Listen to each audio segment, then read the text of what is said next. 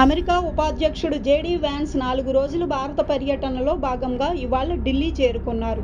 సతీమణి ఉషా వ్యాన్స్ 3 పిల్లలతో ఢిల్లీలోని పాలమ్ ఎయిర్ బేస్లో దిగిన జేడీ వ్యాన్స్కు ఘన స్వాగతం లభించింది. కేంద్ర మంత్రి అశ్విన్ వైష్ణవ్ ఆయనకు ఘన స్వాగతం పలికారు.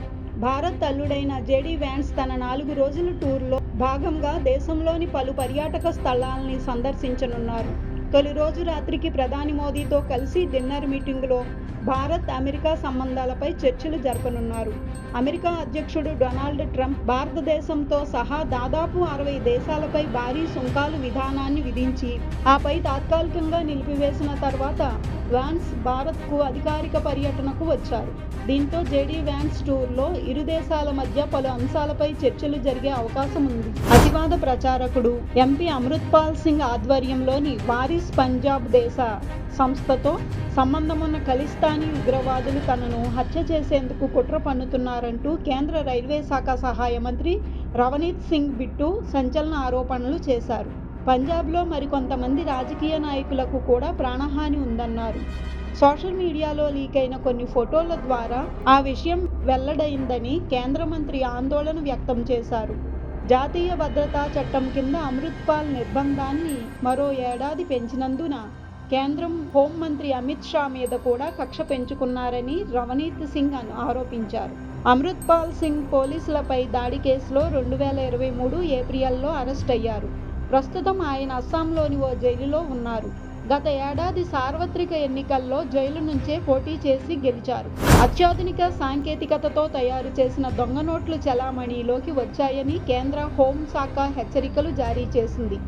500 రూపాయల దొంగ నోట్ల విషయమై సిఐబి, ఎన్ఐఏ, సెబి, ఎఫ్ఐయు, డిఆర్ఐలను కేంద్ర హోంశాఖ అప్రమత్తం చేసింది. ఆ మేరకు సెబికి కూడా వివరాలు పంపింది. దొంగ నోట్ల ప్రింటింగ్, నాణ్యత విషయంలో చాలా వరకు అసలు నోట్లను పోలి ఉన్నాయని హోంశాఖ తెలిపింది. అయితే రిజర్వ్ బ్యాంక్ అనే పదంలో ఈ అనే అక్షరం ఉండాల్సిన చోట ఏ అనే అక్షరం ఉందని గుర్తించారు. తప్పులను జాగ్రత్తగా గుర్తించాల్సి ఉందన్నారు. దొంగ నోట్ల విషయంలో బ్యాంకులు, ఆర్థిక సంస్థలు, ఏజెన్సీలు జాగ్రత్తగా వ్యవహరించాలంటూ హెచ్చరికలు జారీ చేశారు. మార్కెట్లో ఇప్పటికే చాలా నోట్లు చలామణిలో ఉన్నాయని, ఎన్ని ఉన్నాయనేది చెప్పలేమన్నారు. జార్ఖండ్ రాష్ట్రం బొకారో జిల్లాలో జరిగిన తాజా ఎన్కౌంటర్లో మావోయిస్టు కీలక నేతను మట్టు పెట్టామని ఆ రాష్ట్ర పోలీసులు ప్రకటించారు. హతుడు మావోయిస్టు ప్రధాన నేత ప్రయాగ్ మాంఘీ అలియాస్ వివేక్ అని పోలీసులు గుర్తించారు. నిఘా వర్గాల ద్వారా అందిన సమాచారం మేరకు సోమవారం తెల్లవారుజామున భద్రతా బలగాలు కూంబింగ్ చేపట్టాయి. లుగు హిల్స్ వద్ద మావోయిస్టులు కాల్పులకు దిగారు. ఎదురు కాల్పుల్లో 8 మంది మరణించారు. వారిలో ప్రయాగ్ ఉన్నట్లు పోలీసులు గుర్తించారు. అతని తల మీద ₹1 కోటి రివార్డు ఉంది. జార్ఖండ్లో అత్యధిక రివార్డు ఉన్న మావోయిస్టు ప్రయాగ్. అంతేకాదు, దేశంలో అంత పెద్ద మొత్తం రివార్డు ఉన్న 4 మావోయిస్టుల్లో ప్రయాగ్ ఒకడు. ఒడిశా, బీహార్, ఛత్తీస్గఢ్, జార్ఖండ్ రాష్ట్రాల్లో 100కు పైగా దాడుల్లో ప్రయాగ్ హస్తముంది. తిరుమల గోగర్భ జలాశయం సమీపంలో విశాఖ శారదాపీఠం నిర్మించిన భవనాన్ని 15 రోజుల్లోగా తమకు స్వాధీనం చేయాలంటూ టీటీడీ నోటీసులు జారీ చేసింది. వైఎస్ఆర్సీపీ అధికారంలో ఉన్న సమయంలో సత్రం నిర్మించుకునేందుకు విశాఖ శారదాపీఠానికి తిరుమలలో భూమి కేటాయించారు. అయితే ఆ స్థలంలో నిబంధనలు ఉల్లంఘించి సెట్ బ్యాక్ వదలకుండా 4 అంతస్తుల భవనం నిర్మించారు. కూటమి అధికారంలోకి వచ్చాక శారదాపీఠాన్ని ఆ భవనం తమకు అప్పగించాలంటూ తిరుమల తిరుపతి దేవస్థానం కోరింది. దాన్ని వ్యతిరేకిస్తూ పీఠం బాధ్యులు కోర్టును ఆశ్రయించారు. కోర్టులో శారదాపీఠానికి వ్యతిరేకంగా తీర్పు వచ్చింది.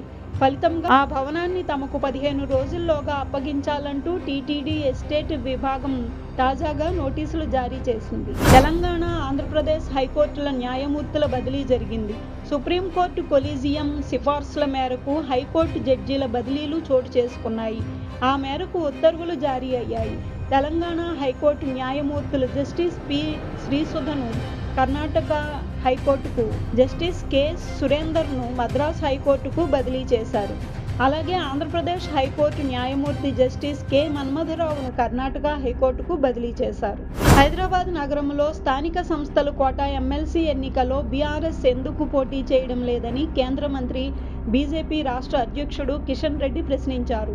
ఆ పార్టీకి అత్యధిక ఓట్లు ఉన్నప్పటికీ పోటీ చేయకపోవడానికి కారణం ఏమిటని నిలదీశారు. ఈ ఉదయం నాంపల్లిలో బీజేపీ రాష్ట్ర కార్యాలయంలో మీడియాతో కిషన్ రెడ్డి మాట్లాడుతూ కేసీఆర్కు తన సొంత కార్పొరేటర్లపైనే నమ్మకం లేదని చెప్పారు. అందుకే కేసీఆర్ తమ పార్టీ కార్పొరేటర్లకు ఎమ్మెల్సీ ఎన్నికల్లో ఓటు వేయవద్దని చెబుతున్నారని కిషన్ రెడ్డి వివరించారు. మరోవైపు కాంగ్రెస్ పార్టీ ఎంఐఎంతో కుమ్ముక్కైపోయిందని ఆరోపించారు. కాంగ్రెస్, బీఆర్ఎస్, ఎంఐఎంలు నిజ స్వరూపాన్ని ప్రజల కళ్లకు కట్టాలనే ఉద్దేశంతోనే బీజేపీ ఆ ఎన్నికల్లో పోటీ చేస్తుందని కిషన్ రెడ్డి అన్నారు. ఆ మూడు పార్టీల కుమ్మక్కు రాజకీయాలను ప్రజలు అర్థం చేసుకున్నారన్న కిషన్ రెడ్డి ఈ ఎమ్మెల్సీ స్థానాన్ని బీజేపీ గెలుచుకోవడం ఖాయమని ధీమా వ్యక్తం చేశారు. బీఆర్ఎస్ ప్రభుత్వం తెలంగాణ రాష్ట్రాన్ని తాకట్టు పెట్టి 1,00,000 కోట్ల అప్పుతో కాళేశ్వరం ప్రాజెక్టు నిర్మిస్తే 3 ఏళ్లలోనే ఆ ప్రాజెక్టు కూలిపోయిందని మంత్రి ఉత్తమ్ కుమార్ రెడ్డి విమర్శించారు.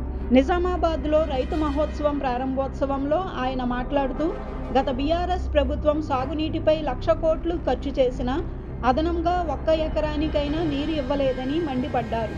ప్రాణహిత, చేవెళ్ల ప్రాజెక్టు నిర్మించి ఉంటే ఉమ్మడి నిజామాబాద్ జిల్లాకు ఎంతగానో ఉపయోగపడి ఉండేదన్నారు. నిజాం సాగర్, ఎస్ఆర్ఎస్పీ ప్రాజెక్టులను కాంగ్రెస్ హయాంలోనే నిర్మించామని గుర్తు చేశారు. మరో మంత్రి తుమ్మల నాగేశ్వరరావు మాట్లాడుతూ బీఆర్ఎస్ హయాంలో 10 ఏళ్ల పాటు వ్యవసాయ యంత్ర పరికరాలు ఇవ్వలేదని మండిపడ్డారు. రైతు బంధు పేరు చెప్పి మిగతా అన్ని పథకాలను ఆపేసిందన్నారు. అకాల వర్షాలతో పంట నష్టపోయిన వారికి త్వరలోనే పరిహారం అందజేస్తామన్నారు. తెలంగాణ సీఎం రేవంత్ రెడ్డికి రాహుల్ గాంధీ లేఖ రాశారు. రాష్ట్రంలో యువత హత్యలను నిరోధించేందుకు రోహిత్ వేముల చట్టాన్ని తీసుకురావాలని ఆ లేఖలో కోరారు. రోహిత్ వేముల, పాయల్ తడ్వి, దర్శన్ సోలంకి వంటి మంచి భవిష్యత్తు ఉన్న యువకులు అర్ధాంతరంగా తమ జీవితాలను ముగించారని ఆ లేఖలో పేర్కొన్నారు. ఇలాంటి ఆత్మహత్యలను నివారించాల్సిన అవసరం ఉందని ఆయన పేర్కొన్నారు. తెలంగాణలో యువత హత్యలను ఆపేందుకు ఈ కొత్త చట్టాన్ని తీసుకురావాలని ఆయన సూచించారు. 2 రోజుల క్రితం కర్ణాటక ముఖ్యమంత్రి సిద్ధరామయ్యకు కూడా రోహిత్ వేముల చట్టాన్ని రూపొందించి అమలు చేయాలని రాహుల్ గాంధీ లేఖ వ్రాశారు. కేథలిక్ క్రైస్తవుల మత గురువు పోప్ ఫ్రాన్సిస్ కన్నుమూశారు.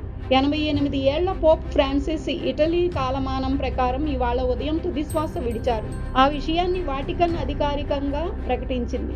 ఫ్రాన్సిస్ కొన్నాళ్లుగా శ్వాసకోశ సమస్యలు, న్యూమోనియా, కిడ్నీ సమస్యలతో బాధపడుతున్నారు. ఈ ఏడాది ఫిబ్రవరి 14 నుంచి ఆయన 38 రోజులు ఆసుపత్రిలో చికిత్స తీసుకున్నారు. అర్జెంటీనాలో జన్మించిన ఫ్రాన్సిస్ దక్షిణ అమెరికా నుంచి పోప్ అయ్యి వాటికన్ పీఠాన్ని అధిష్ఠించిన మొదటి వ్యక్తి. ఆయన మొత్తం 12 సంవత్సరాల పాటు ప్రపంచవ్యాప్తంగా ఉన్న 140 కోట్ల మంది కేథలిక్కులకు పోప్గా వ్యవహరించారు. ఆదివారం ఈస్టర్ రోజున క్రైస్తవులకు సందేశం ఇచ్చిన పోప్ సోమవారం ఉదయం 7:30 సమయంలో మరణించారని వాటికన్ టీవీ ద్వారా కార్డినల్ కెవిన్ ఫారెల్ ప్రకటించారు.